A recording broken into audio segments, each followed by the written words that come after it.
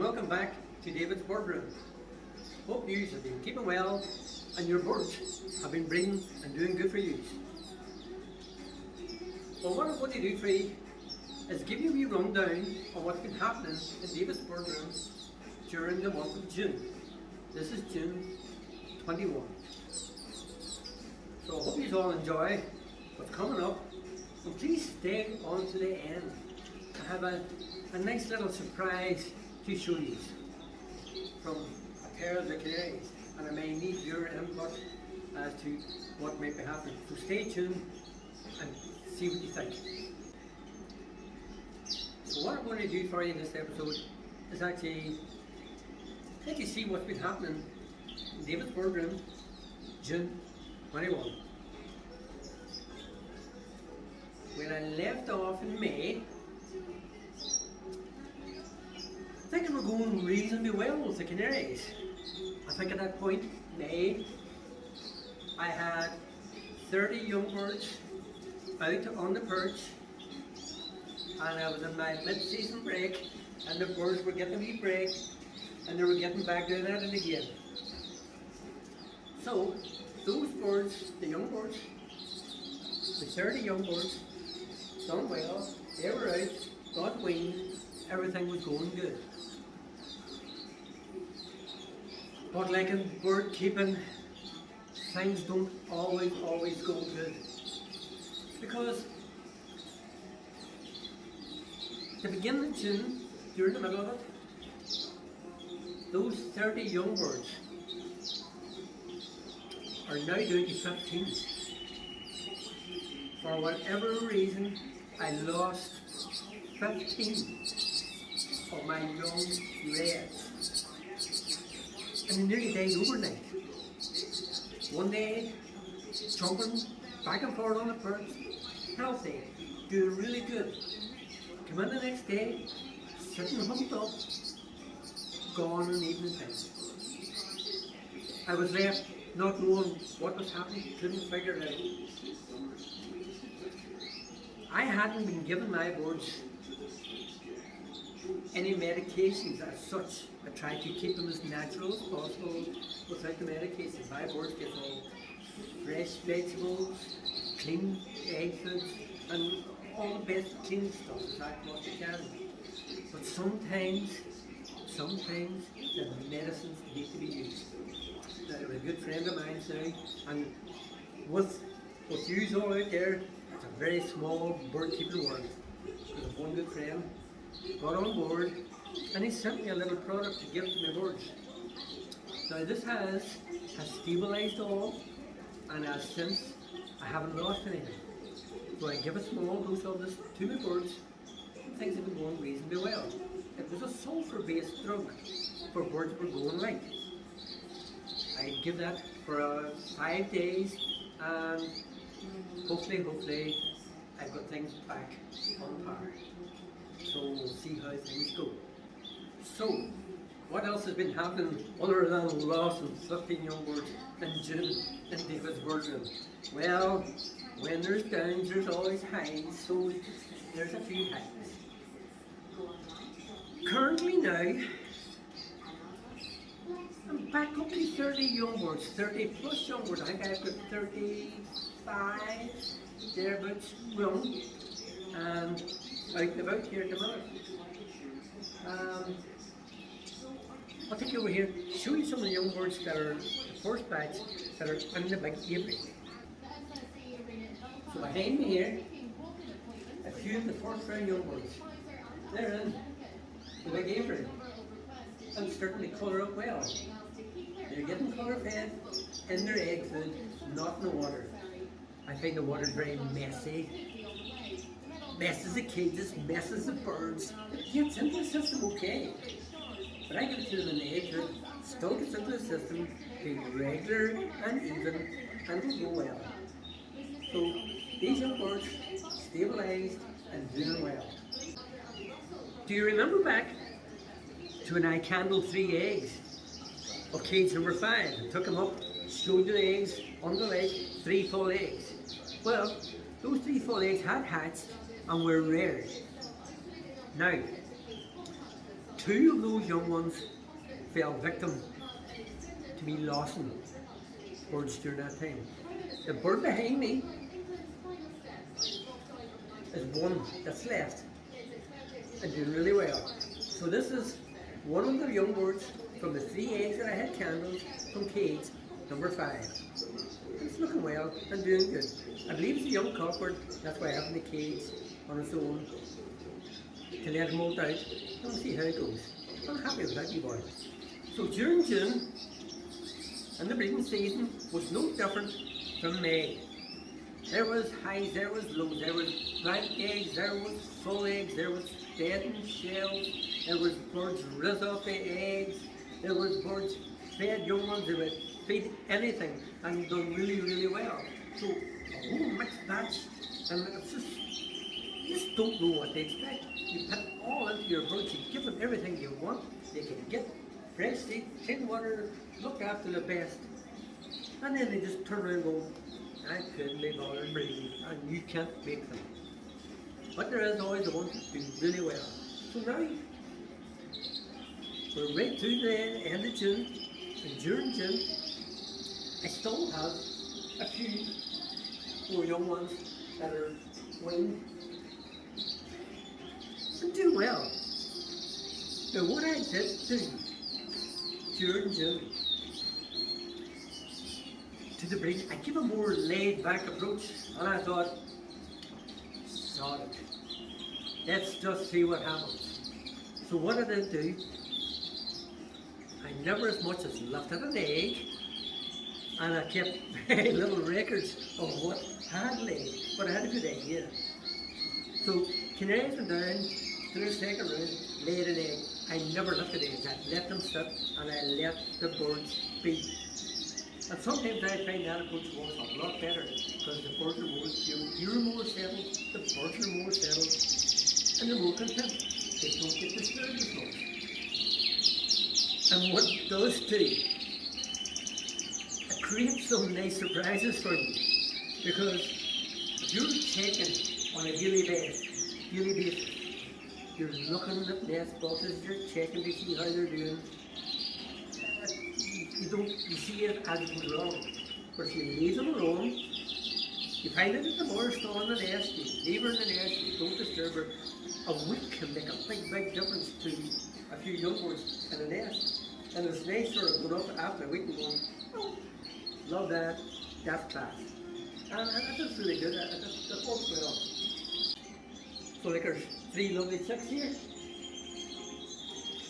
As you can see there's a smaller one. Because I didn't lift the eggs, she hatched at a different time. But done well, she's okay.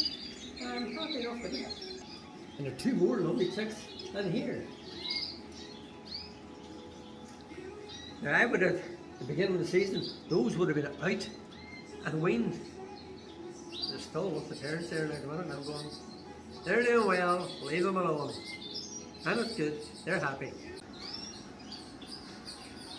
And here, the 3 reds, 2 Isabels. I've just kept them in the cage together, they're doing well, they're weaned. I'm starting to colour feed. I've left them in the cage, they're nice and quiet, they're doing well. And over beside, here we can see my young goldfinches. You remember the goldfinches that I took out from the aviary that I lost the parent? The hen canary, this girl here, but she took upon herself, she reared these young goldfinches for me. She now is along with the male goldfinch. So I'm going to try and get a mule off her and see how it goes. But really, really pleased she reared the young goldfinches. There was 4. I lost 1. 3 have done well. Really, really pleased with that. So we have a canary, reared me the goldfinch. Right. Now, this goldfinch behind me had earlier on been with another red canary.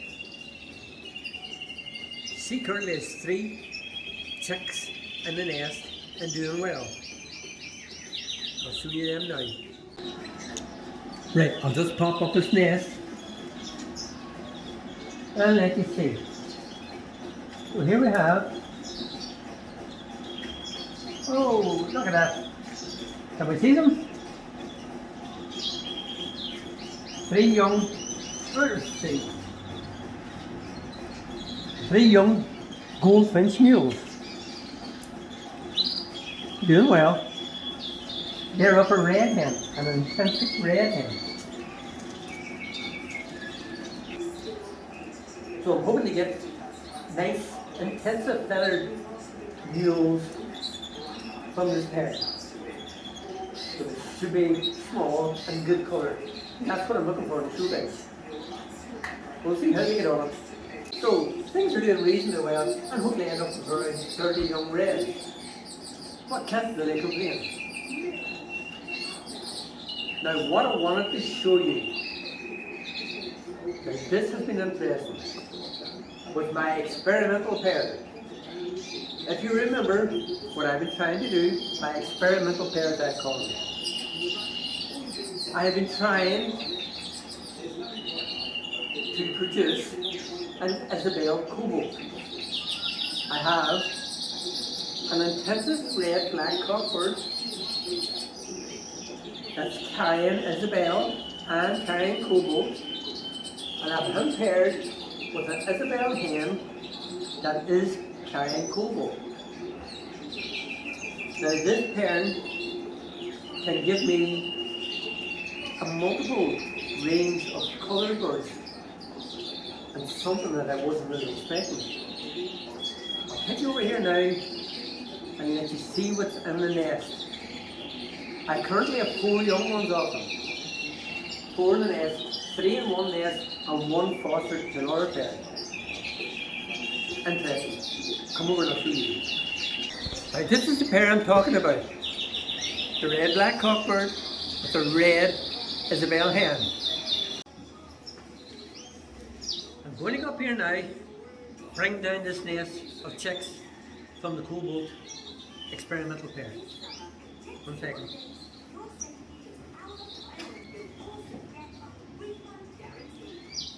So, can we see? Look what we have here. 3 in a nest. Can you tell me what they are?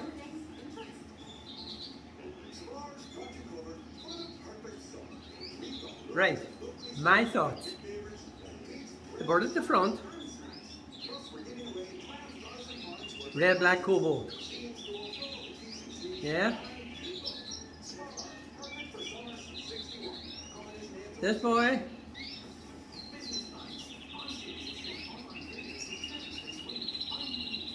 would be a red Isabel.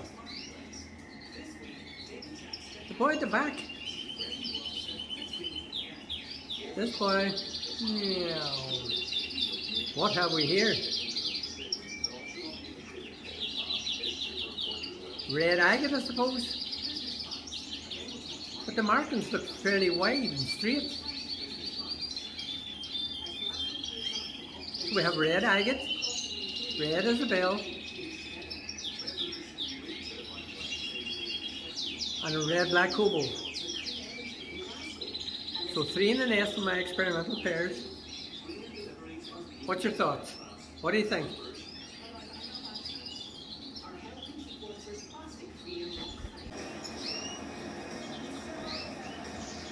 That will go forward in my experiment in producing my red Isabel cobalt. These will be helpful in my next generation's work. I have another one down here.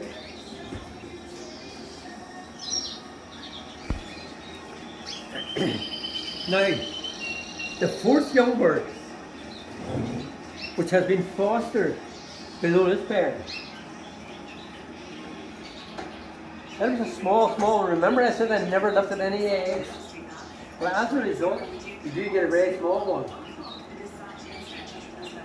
She is a fantastic, she just won't get off the nest. Come on, girl. Let me see. Come on, girl. Nice. Look at that. What's your thoughts? What's this?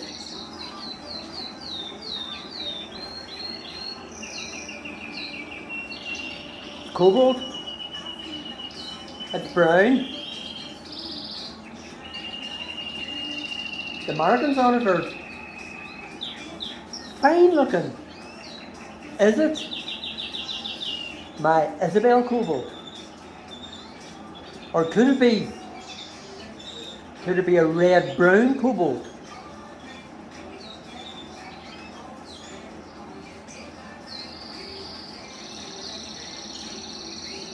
Either way, a very valuable chick in my future line of Isabel Cobalts, or any cobalt line. Hope it makes it and survives, gets through the moult to next season. We can only try. What's your thoughts? Is it a red brown cobalt? Is it a red Isabel Cobalt? What do you think?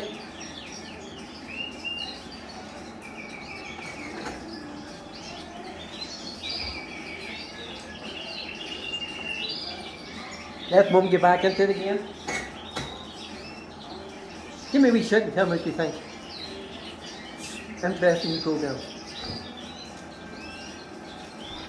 So in this episode, I'm not going to show you what's been happening with the native birds in Davidsbirdroom and in David's outdoor aviary, because there's been quite a lot been happening with the natives this year, and quite a few disappointments along the way.